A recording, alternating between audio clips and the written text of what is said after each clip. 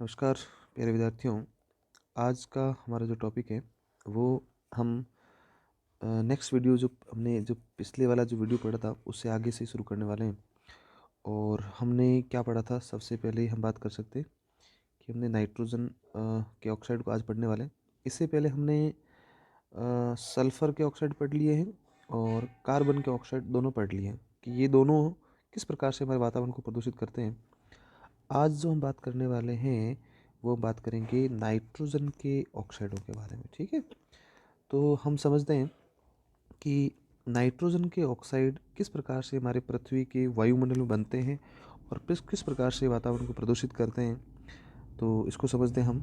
तो देखिए, हमने लिख रखा है कि सामान्यतः जीव जंतु पेड़ पौधे द्वारा नाइट्रोजन का सीधे ही स्तरीकरण नहीं किया जा सकता। ठीक है, लेकिन अब आप समझ सकते हो कि नाइट्रोजन और नाइट्रोजन के बीच में होता है ट्रिपल बॉन्ड, और इसको तोड़ने के लिए ट्रिपल बॉन्ड को बहुत ज़्यादा ऊर्जा की आवश्यकता पड़ती है। और हम जानते हैं कि वातावरण में ऐसी कोई ऊर्जा नहीं जिसको तोड़ सके। इसलिए नाइट्रोजन हमारे नासिका के माध्यम से या जीव जंतु श्वसन के अंदर अंदर तो ले जाते हैं, लेकिन हमारे बॉडी में कोई क्रिया नहीं करती, वापस वो बाहर निकल जाती है। तो मैंने ऊपर ये लिखा है कि जीव जंतु और पेड़ पौधे नाइट्रोजन का सीधे स्थिरीकरण नहीं करते हैं। लेकिन क्या होता है कि बरसात जब होती है उस समय बिजली चमकती है, और बिजली की उपस्थिति में जब नाइट्रोजन और ऑक्सीजन आपस में क्या करेगी, क्रिया कर लेगी, और क्रिया करके क्या बनाएंगे, नाइट्रोजन के ऑक्साइड बना लेंगे। क्या बना लेंगे, नाइट्रोजन के ऑक्साइड बना लेंगे। जैसे देखो, मैंने रिएक्शन के माध्यम से आपको समझाया है कि N2 होगा और O2 होगा। ये दोनों रिएक्शन करके क्या बनाएंगे, 2NO बनाएंगे। क्या बनाएंगे, 2NO। और ये 2NO फिर अब आगे जाकर रिएक्शन होगी, आराम से रिएक्शन करेगा कि वातावरण के अंदर क्या प्रेजेंट था, वातावरण के अंदर नाइट्रोजन प्रेजेंट था। क्या था, नाइट्रोजन। और ये नाइट्रोजन ने O2 से क्रिया कर ली, किस में, बिजली की उपस्थिति। तो क्या बना लिया इन्होंने, इन्होंने बना लिया 2NO। और ये 2NO O2 से क्रिया करेगा तो बनेगा 2NO2। क्या बनेगा, 2NO2।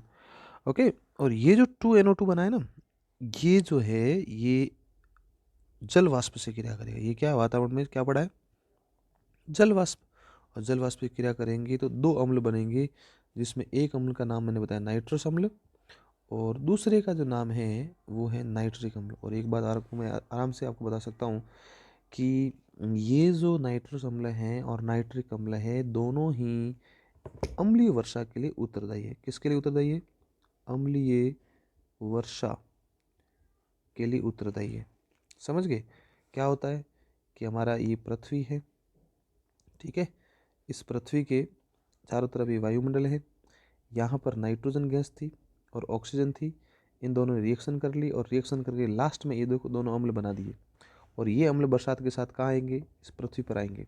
और बरसात के साथ पृथ्वी पर आएंगे तो आपको पता है बरसात में घुलेंगे ना, तो बरसात का जो पीएच है ना वो क्या हो जाएगा, कम हो जाएगा। और पीएच कम होने का मतलब क्या हुआ, उस बरसात की या उस बरसात की जो प्रकृति है वो कैसी हो जाएगी, अम्लीय हो जाएगी। और प्रकृति अम्लीय होने का मतलब उसको हम क्या बोलेंगे, अम्लीय वर्षा कहेंगे। ठीक है, तो उसको इस टॉपिक को हम आगे पढ़ने वाले हैं, लेकिन मैं पहले यहाँ पर बता रहा हूँ कि किस प्रकार से नाइट्रोजन के ऑक्साइड अम्लीय वर्षा के लिए उत्तरदायी। अब हम नेक्स्ट और गैसीय प्रदूषक की बात कर रहे हैं, जिसका नाम है हाइड्रोकार्बन। क्या नाम है, हाइड्रोकार्बन। तो हाइड्रोकार्बन, देखो वातावरण में उपस्थित कई हाइड्रोकार्बन वायु प्रदूषण उत्पन्न करते हैं। जैसे देखो, मैंने मीथेन बता रखा है, एथिलीन बता रखा है, और CFC है। ये सब हाइड्रोकार्बन है। ओके। और इनका निर्माण कैसे होता है, ये बनते हैं मशीनों के अपूर्ण दहन से।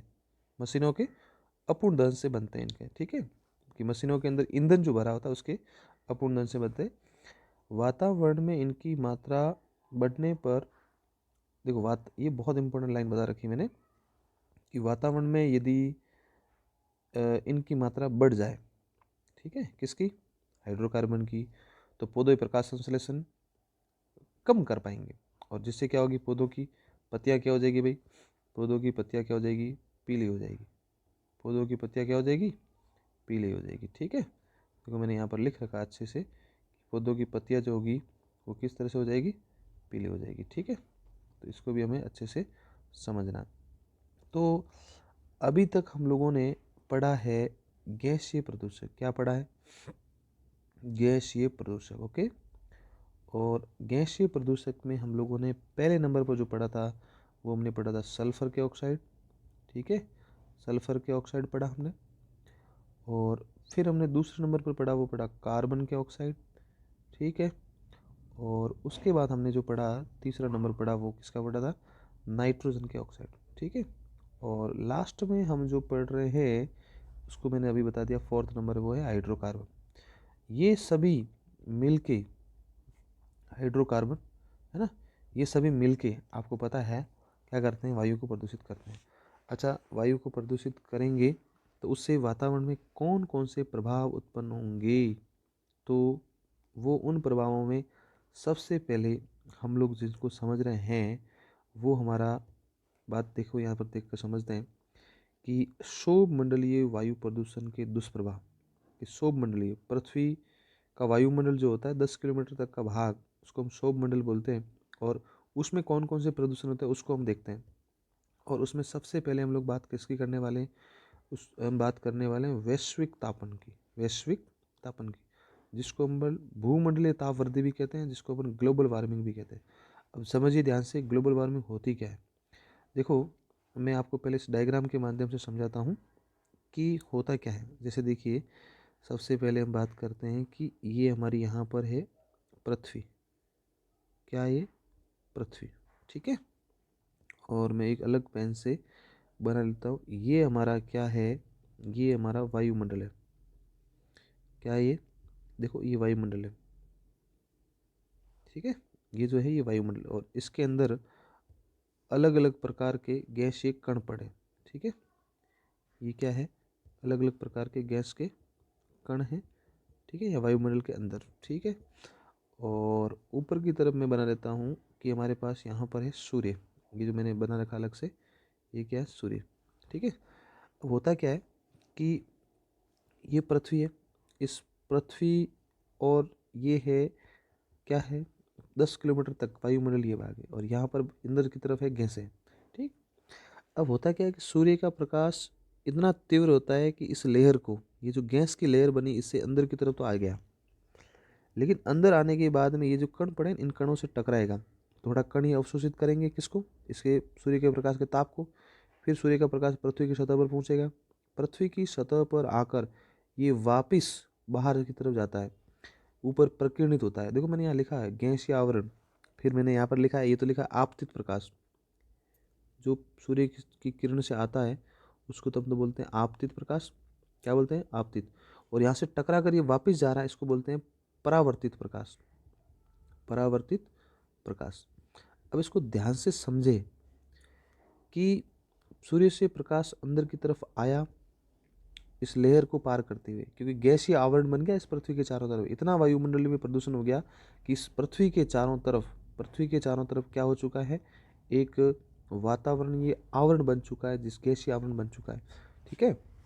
तो सूर्य से प्रकाश इसको अंदर पहुंच गया, लेकिन ये प्रकीर्णित होकर जब बाहर की तरफ जाना चाहता है तो इस लेयर को पार करके, ये जो लेयर में बनाई है इस लेयर को पार करके वो बाहर नहीं जा पा रहा है, तो फिर वापस ये प्रकीर्णित होकर अंदर की तरफ लौटता है, फिर वो इसी लेयर के अंदर ही अंदर रहता है प्रकाश। तो इसका मतलब एक बात आपको समझ में आ गई कि सूर्य का प्रकाश जो है, यहाँ से प्रकाश जो है, ये जो लेयर बनाई रखी है और ये हमारी पास क्या है, पृथ्वी है, तो प्रकाश अंदर तो एंट्री कर रहा है लेकिन यहाँ से प्रकाश बाहर नहीं जा पा रहा है।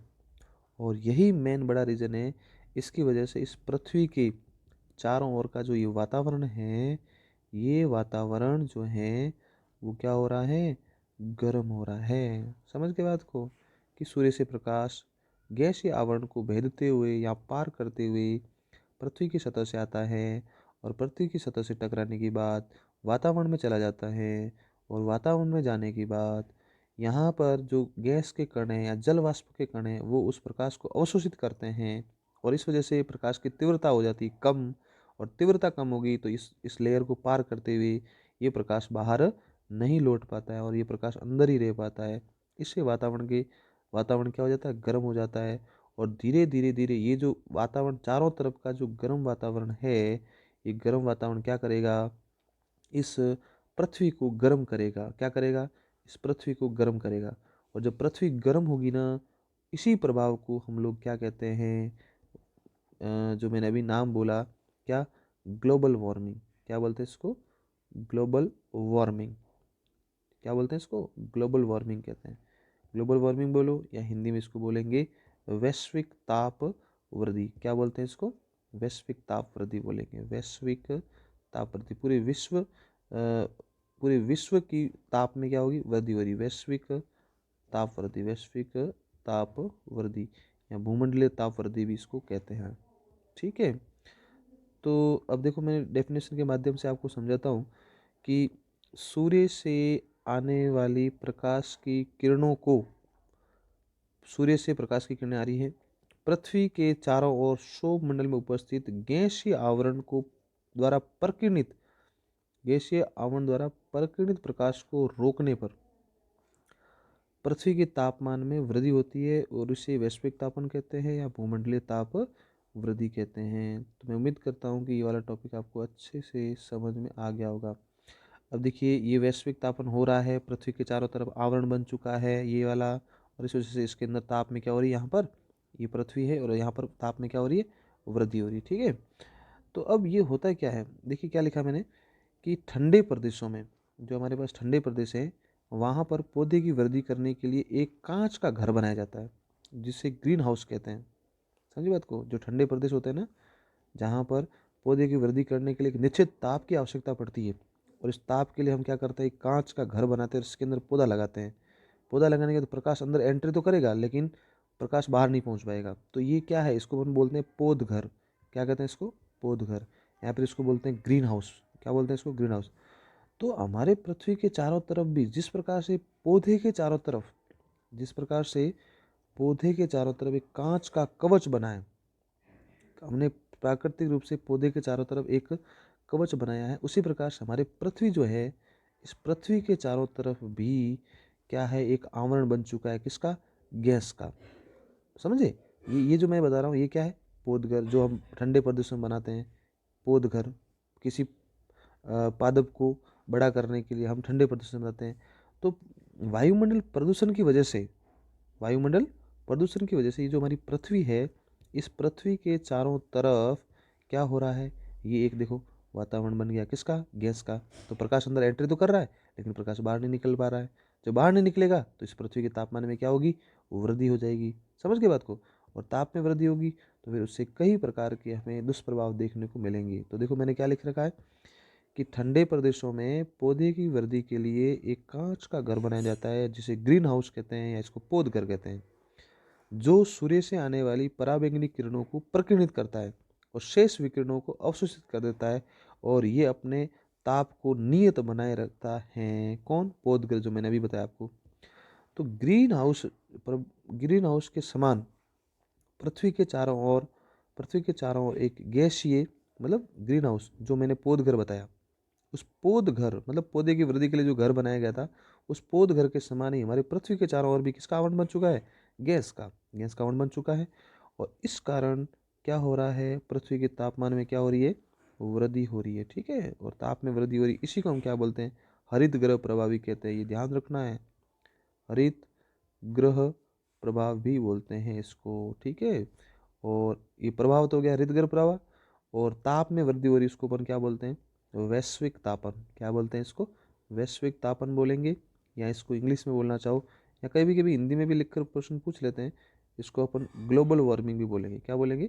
ग्लोबल वार्मिंग भी बोलेंगे इसको। ठीक है, तो ये जो आज हमारा जो टॉपिक है, वो हमने पढ़ा है कि किस प्रकार से हमारे पास कणिकीय जो हमारे पास होते हैं, या सॉरी गैसीय प्रदूषक होते हैं, गैसीय प्रदूषक हमारे पृथ्वी के चारों तरफ किस प्रकार से एक प्रभाव उत्पन्न करते हैं, जिसको अपन बोलते हैं वैश्विक तापन। हमारे पृथ्वी के ताप में क्या हो रही है, वृद्धि हो रही है। अब इस पृथ्वी के तापमान में वृद्धि होने से कौन कौन से दुष्प्रभाव होंगे, उन सभी को हम आने वाले नेक्स्ट वीडियो में आपको समझाएंगे। तब तक के लिए शुक्रिया, धन्यवाद, थैंक यू वेरी मच।